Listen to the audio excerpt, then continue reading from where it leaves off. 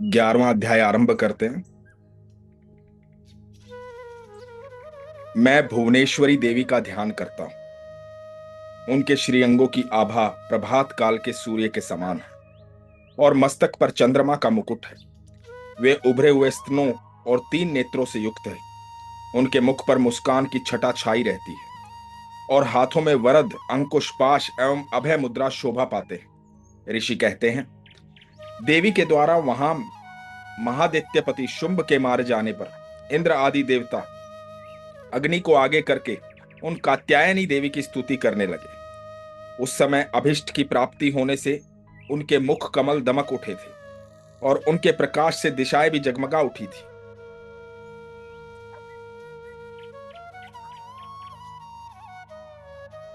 देवता बोले, शरणागत की पीड़ा दूर करने वाली देवी, हम पर प्रसन्न हो।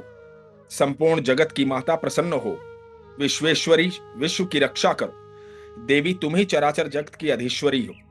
तुम इस जगत का एकमात्र आधार हो, क्योंकि पृथ्वी रूप में तुम्हारी ही स्थिति है। देवी, तुम्हारा पराक्रम अलंघनीय है।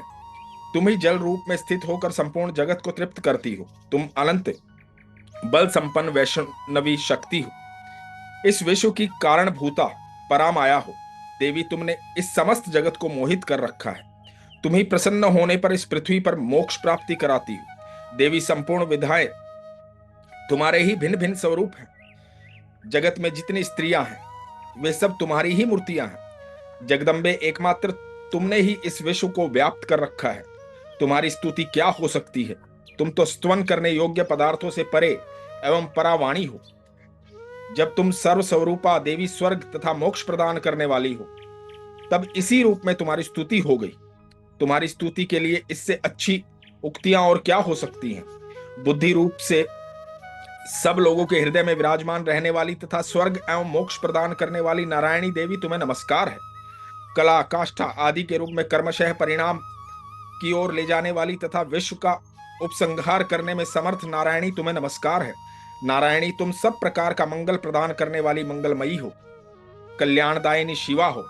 सब पुरुषार्थों को सिद्ध करने वाली शरणागत वत्सला, 3 नेत्रों वाली एवं गौरी हो। तुम्हें नमस्कार है। तुम सृष्टि, पालन और संहार की शक्ति भूता सनातनी देवी, गुणों का आधार तथा सार्वगुणमयी हो। नारायणी, तुम्हें नमस्कार है। शरण में आए हुए दीनों एवं पीड़ितों की रक्षा में संलग्न रहने वाली तथा सबकी पीड़ा दूर करने वाली नारायणी देवी, तुम्हें नमस्कार है। नारायणी, तुम ब्रह्मणी का रूप धारण करके हंसों से जुते हुए विमान पर बैठती तथा कुश मिश्रित जल छिड़कती रहती हो। तुम्हें नमस्कार है। माहेश्वरी स्वरूपी से त्रिशूल, चंद्रमा एवं सर्प को धारण करने वाली तथा माहेश्वरी रूप से त्रिशूल, चंद्रमा एवं सर्प को धारण करने वाली तथा महान वृषभ की पीठ पर बैठने वाली नारायणी देवी, तुम्हें नमस्कार है। मोरों और मुर्गों से घिरी रहने वाली तथा महाशक्ति धारण करने वाली कौमारी रूप धारिणी निष्मापे नारायणी, तुम्हें नमस्कार है। शंख, चक्र, गदा और शांग धनुष उत्तम आयुधों को धारण करने वाली वैष्णवी शक्ति रूपा नारायणी, तुम प्रसन्न हो। तुम्हें नमस्कार है। हाथ में भयानक महाचक्र लिए और दाढ़ों पर धरती को उठाए वाराही रूप धारिणी कल्याणमयी नारायणी, तुम्हें नमस्कार है। भयंकर नरसिंह रूप से दैत्यों के वध के लिए उद्योग करने वाली तथा त्रिभुवन की रक्षा में संलग्न रहने वाली नारायणी, तुम्हें नमस्कार है। मस्तक पर किरीट और हाथ में महावज्र धारण करने वाली, सहस्त्र नेत्रों के कारण उद्दीप्त दिखाई देने वाली और वृतासुर के प्राणों का अपहरण करने वाली इंद्र शक्ति रूपा नारायणी, तुम्हें नमस्कार है। शिव दूती रूप से दैत्यों की महती सेना का संहार करने वाली, भयंकर रूप धारण तथा विकट गर्जना करने वाली नारायणी, तुम्हें नमस्कार है। दाढ़ों के कारण विकराल मुख वाली, मुंडमाला से विभूषित मुंड मर्दिनी चामुंडा रूपा नारायणी, तुम्हें नमस्कार है। लक्ष्मी, लज्जा, महाविद्या, श्रद्धा, पुष्टि, स्वधा, ध्रुवा ध्रुवा महारात्रि तथा महा अविद्या रूपा नारायणी, तुम्हें नमस्कार है। मेधा, सरस्वती, वरा, भूति, वाभ्रवी, तामसी, नेयता तथा ईशा रूपिणी नारायणी, तुम्हें नमस्कार है। सर्व स्वरूपा, सर्वेश्वरी तथा सब प्रकार की शक्तियों से संपन्न दिव्य रूपा दुर्गे देवी, सब भयों से हमारी रक्षा करो, तुम्हें नमस्कार है। कात्यायनी, ये 3 लोचनों से विभूषित तुम्हारा सौम्य मुख सब प्रकार के भयों से हमारी रक्षा करे, तुम्हें नमस्कार है। भद्रकाली, ज्वालाओं के कारण विकराल प्रतीत होने वाला, अत्यंत भयंकर और समस्त असुरों का संहार करने वाला तुम्हारा त्रिशूल भय से हमें बचाए, तुम्हें नमस्कार है। देवी, जो अपनी ध्वनि से संपूर्ण जगत को व्याप्त करके दैत्यों के तेज को नष्ट कर देता है, वो तुम्हारा घंटा हम लोगों के पापों से उस प्रकार रक्षा करे जैसे माता अपने पुत्रों की बुरे कर्मों से रक्षा करती है। चंडिके, तुम्हारे हाथों में सुशोभित खड्ग जो असुरों के रक्त और चर्बी से चर्चित है, हमारा मंगल करे, हम तुम्हें नमस्कार करते हैं। देवी, तुम प्रसन्न होने पर सब रोगों को नष्ट कर देती हो और कुपित होने पर मनोवांछित सभी मनोकामनाओं का नाश कर देती हो। जो लोग तुम्हारी शरण में जा चुके हैं उन पर विपत्ति तो आती ही नहीं, तुम्हारी शरण में गए हुए मनुष्य दूसरों को शरण देने वाले हो जाते हैं। देवी अंबिके, तुमने अपने स्वरूप को अनेक भागों में विभक्त करके नाना प्रकार के रूपों से जो इस समय इन धर्मद्रोही महादैत्यों का संहार किया है, वो सब दूसरी कौन कर सकती थी। विद्याओं में ज्ञान को प्रकाशित करने वाली शास्त्रों में तथा आदि वाक्यों में तुम्हारे सिवा और किसका वर्णन है, तथा तुमको छोड़कर दूसरी कौन ऐसी शक्ति है जो इस विश्व को अज्ञान में और घोर अंधकार से परिपूर्ण ममता रूपी गड्ढे में निरंतर भटका रही हो। जहां राक्षस, जहां भयंकर विष वाले सर्प, जहां शत्रु, जहां लुटेरों की सेना और जहां दावनाल हो, वहां तथा समुद्र के बीच में भी साथ रहकर तुम विश्व की रक्षा करती हो। विश्वेश्वरी, तुम विश्व का पालन करती हो, विश्वरूपा हो, इसलिए संपूर्ण विश्व को धारण करती हो। तुम भगवान विश्वनाथ की भी वंदनीय हो। जो लोग भक्ति पूर्वक तुम्हारे सामने मस्तक झुकाते हुए संपूर्ण विश्व को आश्रय देने वाले होते हैं। देवी, प्रसन्न हो। जैसे इस समय असुरों का वध करके तुमने शीघ्र ही हमारी रक्षा की है, उसी प्रकार सदा हमें शत्रुओं के भय से बचाओ। संपूर्ण जगत का पाप नष्ट कर दो और उत्पात एवं पापों के फलस्वरूप प्राप्त होने वाले महामारी आदि बड़े बड़े उपद्रव को शीघ्र दूर करो। विश्व की पीड़ा दूर करने वाली देवी, हम तुम्हारे चरणों में पड़े हुए, हम पर प्रसन्न हो। त्रिलोक निवासियों की पूजनीय परमेश्वरी, सब लोगों को वरदान दो। देवी बोली, देवताओं, मैं वर देने को तैयार हूं। तुम्हारे मन में जिसकी इच्छा हो वो वर मांग लो। संसार के लिए उस उपकारक वर को मैं अवश्य दूंगी। देवता बोले, सर्वेश्वरी, तुम इसी प्रकार तीनों लोकों की समस्त बाधाओं को शांत करो और हमारे शत्रुओं का नाश करती रहो। देवी बोली, देवताओं, वैवस्वत मनवंतर के 28वें युग में शुंभ और निशुंभ नाम के 2 अन्य महादैत्य उत्पन्न होंगे। तब मैं नंद गोप के घर में उनकी पत्नी यशोदा के गर्भ से अवतीर्ण होंगी, विंध्याचल में जाकर रहूंगी और उक्त दोनों असुरों का नाश करूंगी। फिर अत्यंत भयंकर रूप से पृथ्वी पर अवतार ले मैं वैप्रचित नाम वाले दानवों का वध करूंगी। उन भयंकर महादैत्यों को भक्षण करते समय मेरे दांत अनार के फूल की भांति लाल हो जाएंगे। तब स्वर्ग में देवता और मृत्युलोक में मनुष्य सदा मेरी स्तुति करते हुए मुझे रक्तदंती कहेंगे। फिर जब पृथ्वी पर 100 वर्षों के लिए वर्षा रुक जाएगी और पानी का अभाव हो जाएगा, उस समय मुनियों के स्तवन करने पर मैं पृथ्वी पर अयोनिजा रूप में प्रकट होंगी और 100 नेत्रों से मुनियों को देखूंगी।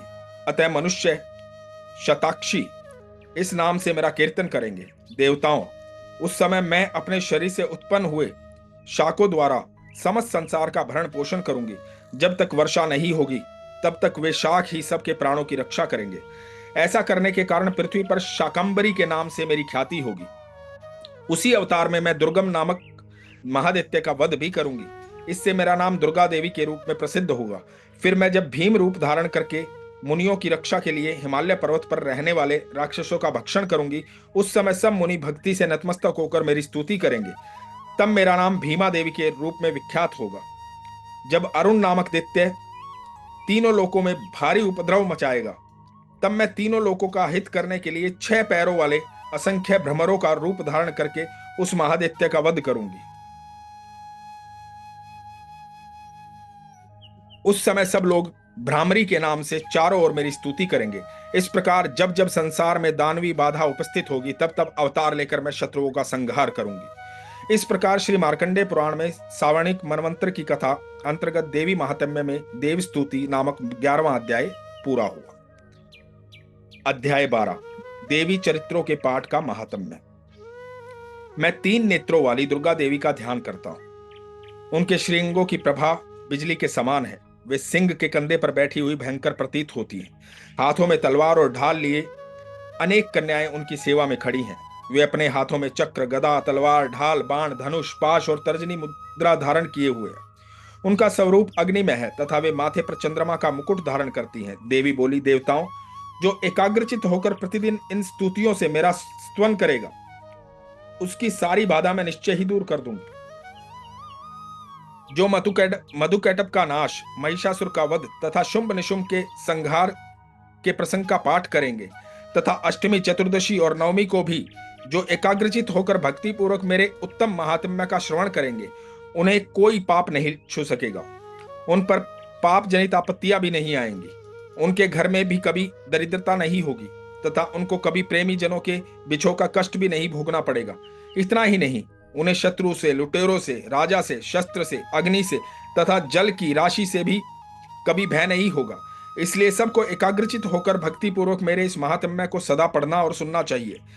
ये परम कल्याणकारक है। मेरा महात्म्य महामारी जनित समस्त उपद्रवों तथा आध्यात्मिक आदि तीनों प्रकार के उत्पातों को शांत करने वाला है। मेरे जिस मंदिर में प्रतिदिन विधि पूर्वक मेरे इस महात्म्य का पाठ किया जाता है, उस स्थान को मैं कभी नहीं छोड़ती। वहां सदा ही मेरा सन्निधान बना रहता है। बलिदान, पूजा, होम तथा महोत्सव के अवसरों पर मेरे इस चरित्र का पूरा पूरा पाठ और श्रवण करना चाहिए। ऐसा करने पर मनुष्य विधि को जानकर या बिना जाने भी मेरे लिए जो बलि, पूजा या होम आदि करेगा, उसे मैं बड़ी प्रसन्नता के साथ ग्रहण करूंगी।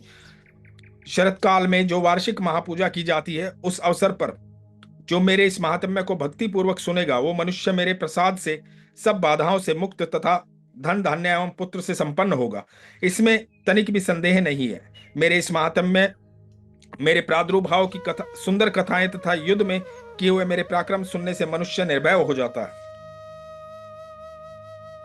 मेरे महात्म्य का श्रवण करने वाले पुरुषों के शत्रु नष्ट हो जाते हैं, उन्हें कल्याण की प्राप्ति होती है तथा उनका कुल आनंदित रहता है। सर्वत्र शांति, कर्म में बुरे स्वप्न दिखाई देने पर तथा ग्रह जनित भयंकर पीड़ा उपस्थित होने पर मेरा महात्म्य श्रवण करना चाहिए। इससे सब विघ्नतः भयंकर ग्रह पीड़ाएं शांत हो जाती हैं और मनुष्य द्वारा देखा हुआ दुस्वप्न शुभ स्वप्न में परिवर्तित हो जाता है। बाल ग्रहों से आक्रांत हुए बालकों के लिए ये महात्म्य शांति कारक है तथा मनुष्यों के संगठन में फूट होने पर यह अच्छी प्रकार मित्रता कराने वाला होता है। ये महात्म्य समस्त दुराचारियों के बल का नाश करने वाला है। इसके पाठ मात्र से राक्षसों, भूतों और पिशाचों का नाश हो जाता है। मेरा ये सब महात्म्य मेरे समीप्य की प्राप्ति करने वाला है। पशु, पुष्प, अर्घ्य, धूप, दीप, गंध आदि उत्तम सामग्रियों द्वारा पूजन करने से, ब्राह्मणों को भोजन कराने से, होम करने से, प्रतिदिन अभिषेक करने से, नाना प्रकार के अन्य भोगों का अर्पण करने से तथा दान देने आदि से 1 वर्ष तक जो मेरी आराधना की जाती है और उससे मुझे जितनी प्रसन्नता होती है, उतनी प्रसन्नता मेरे इस उत्तम चरित्र का एक बार श्रवण करने मात्र से हो जाती है। ये महात्म्य श्रवण करने पर पापों को हर लेता है और आरोग्य प्रदान करता है। मेरे प्रादुर्भाव का कीर्तन समस्त भूतों से रक्षा करता है तथा मेरा युद्ध विषयक चरित्र दुष्ट दैत्यों का संहार करने वाला है। इसके श्रवण करने पर मनुष्यों को शत्रु का भय नहीं रहता है। देवताओं, तुमने और ब्रह्म ऋषियों ने जो मेरी स्तुतियां की हैं तथा ब्रह्मा जी ने जो स्तुतियां की हैं, वे सभी कल्याणमयी बुद्धि प्रदान करती हैं। वन में, सूने मार्ग में अथवा दावनाल से घिर जाने पर, निर्जन स्थान में लुटेरों के दांव में पड़ जाने पर या शत्रुओं से पकड़े जाने पर अथवा जंगल में सिंह, व्याघ्र तथा जंगली हाथियों के पीछा करने पर, कुपित राजा के आदेश से वध या बंधन के स्थान में ले जाए जाने पर अथवा महासागर में नाव पर बैठने पर, बाद भारी तूफान से नाव के डगमगाने पर और अत्यंत भयंकर युद्ध में शस्त्रों का प्रहार होने पर अथवा वेदना से पीड़ित होने पर कि बहुना सभी भयानक बाधाओं के उपस्थित होने पर जो मेरे इस चरित्र का स्मरण करता है, वो मनुष्य संकट से मुक्त हो जाता है। मेरे प्रभाव से सिंह आदि हिंसक जंतु नष्ट हो जाते हैं तथा लुटेरे और शत्रु भी मेरे चरित्र का स्मरण करने वाले पुरुष से दूर भागते हैं। ऋषि कहते हैं, यूं कहकर प्रचंड पराक्रम वाली भगवती चंडिका सब देवताओं के देखते देखते वहीं अंतर ध्यान हो गई। फिर समस्त देवता भी शत्रुओं के मारे जाने से निर्भय हो पहले की भांति यज्ञ भाग का उपभोग करते हुए अपने अपने अधिकार का पालन करने लगे। संसार का विध्वंस करने वाले महाभयंकर अतुल पराक्रमी देव शत्रु शुंभ तथा महाबली निशुंभ के युद्ध में देवी द्वारा मारे जाने पर शेष दैत्य पाताल लोक में चले आए।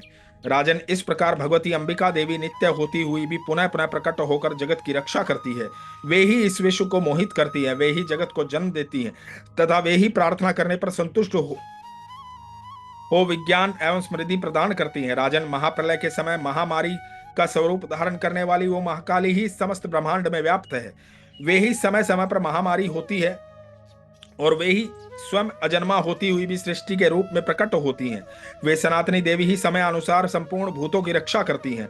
मनुष्यों के अभ्युदय के समय वे ही घर में लक्ष्मी के रूप में स्थित ही उन्नति प्रदान करती हैं और वे ही अभाव के समय दरिद्रता बनकर विनाश का कारण होती हैं। पुष्प, धूप और गंध आदि से पूजन करके उनकी स्तुति करने पर वे धन, पुत्र, धार्मिक बुद्धि तथा उत्तम गति प्रदान करती हैं। इस प्रकार श्री मार्कंडेय पुराण में सर्वाधिक मनवंतर की कथा के अंतर्गत देवी महात्म्य में फल स्तुति नामक 12वां अध्याय पूरा हुआ। अध्याय 13। जो उदय काल के सूर्यमंडल की सी कांति धारण करने वाली है, जिनकी 4 भुजाएं और 3 नेत्र हैं, तथा जो अपने हाथों में पाश, अंकुश, वर एवं अभय की मुद्रा धारण किए रहती है, उन शिवा देवी का मैं ध्यान करता हूं। ऋषि कहते हैं, राजन, इस प्रकार मैंने तुमसे देवी के उत्तम महात्म्य का वर्णन किया, जो इस जगत को धारण करती हैं। उन देवी का ऐसा ही प्रभाव है, वे ही विद्या उत्पन्न करती हैं। भगवान विष्णु की माया स्वरूपा उन भगवती के द्वारा ही तुम ये वैश्य तथा अन्यान्य विवेकी जन मोहित होते हैं, मोहित हुए हैं तथा आगे भी मोहित होंगे। महाराज, तुम उन्हीं परमेश्वरी की शरण में जाओ। आराधना करने पर वे ही मनुष्यों को भोग, स्वर्ग तथा मोक्ष प्रदान करती हैं। मार्कंडेय जी कहते हैं, क्रोष्टुकी जी, मेधा मुनि ये वचन सुनकर राजा सूरथ ने उत्तम व्रत का पालन करने वाले उन महाभाग महर्षि को प्रणाम किया। वे अत्यंत ममता और राज्य अपहरण से बहुत खिन्न हो चुके थे। महामुने इसलिए विरक्त होकर वे राजा तथा वैश्य तत्काल तपस्या को चले गए और वे जगदम्बा के दर्शन के लिए नदी के तट पर रहकर तपस्या करने लगे। वे वैश्य उत्तम देवी सूक्त का जप करते हुए तपस्या में प्रवृत्त हुए। वे दोनों नदी के तट पर देवी की मिट्टी की मूर्ति बनाकर पुष्प, धूप और हवन आदि के द्वारा उनकी आराधना करने लगे। उन्होंने पहले तो आहार को धीरे धीरे कम किया, फिर बिल्कुल निराहार रहकर देवी में मन लगाए एकाग्रता पूर्वक उनका चिंतन आरंभ किया। वे दोनों अपने शरीर के रक्त से प्रेक्षित बलि देते हुए लगातार 3 वर्ष तक संयम पूर्वक आराधना करते रहे। इस प्रकार प्रसन्न होकर जगत को धारण करने वाली चंडिका देवी ने प्रत्यक्ष दर्शन देकर कहा। देवी बोली, राजन तथा अपने कुल को आनंदित करने वाले वैश्य, तुम लोग जिस वस्तु की अभिलाषा रखते हो मुझसे मांगो, मैं संतुष्ट हूं, अतः तुम्हें वो सब कुछ दूंगी। मार्कंडेय जी कहते हैं, तब राजा ने दूसरे जन्म में नष्ट न होने वाला राज्य मांगा तथा उस जन्म में भी शत्रुओं की सेना को बलपूर्वक नष्ट करके पुनः अपना राज्य प्राप्त कर लेने का वरदान मांगा।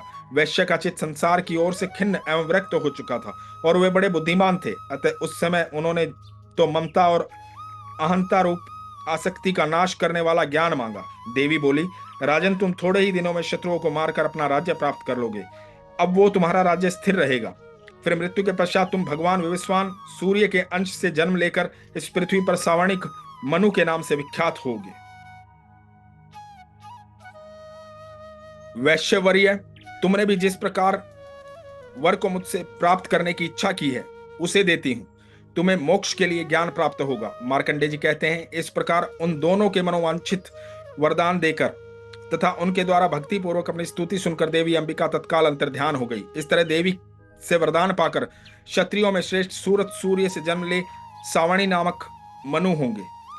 इस प्रकार श्री मार्कंडेय पुराण में सावर्णिक मनवंतर की कथा के अंतर्गत देवी महात्म्य में सूरत और वैश्य को वरदान नामक 13वां अध्याय पूरा हुआ। और यहां हमारा सप्तशती के 13 अध्याय संपूर्ण हुए। अब हम क्षमा प्रार्थना करते हैं। परमेश्वरी, मेरे द्वारा रात दिन सहस्त्रों अपराध होते रहते हैं। ये मेरा दास है, यूं समझकर मेरे उन अपराधों को तुम कृपा पूर्वक क्षमा करो। परमेश्वरी, मैं आह्वान नहीं जानता, विसर्जन करना नहीं जानता तथा पूजा करने का ढंग भी नहीं जानता, क्षमा करो। देवी सुरेश्वरी, मैंने जो मंत्रहीन, क्रियाहीन और भक्तिहीन पूजन किया है वो सब आपकी कृपा से पूर्ण हो। सैकड़ों अपराध करके भी जो तुम्हारी शरण में जा जगदम्बे कहकर पुकारता है उसे वो गति प्राप्त होती है जो ब्रह्मादि देवताओं के लिए भी सुलभ नहीं है। जगदम्बिके, मैं अपराधी हूं, किंतु तुम्हारी शरण में आया हूं। इस समय दया का पात्र हूं, तुम जैसा चाहो वैसा करो। देवी परमेश्वरी, अज्ञान से, भूल से अथवा बुद्धि भ्रांत होने के कारण मैंने जो न्यूनतम या अधिकता कर दी हो वो सब क्षमा करो और प्रसन्न हो। सच्चिदानंद स्वरूपा परमेश्वरी, जगत माता कामेश्वरी, तुम प्रेम पूर्वक मेरी ये पूजा स्वीकार करो और मुझ पर प्रसन्न हो। देवी सुरेश्वरी, तुम गोपनीय से भी गोपनीय वस्तु की रक्षा करने वाली हो। मेरे निवेदन किए हुए इस जप को ग्रहण करो, तुम्हारी कृपा से मुझे सिद्धि प्राप्त हो। जय माता।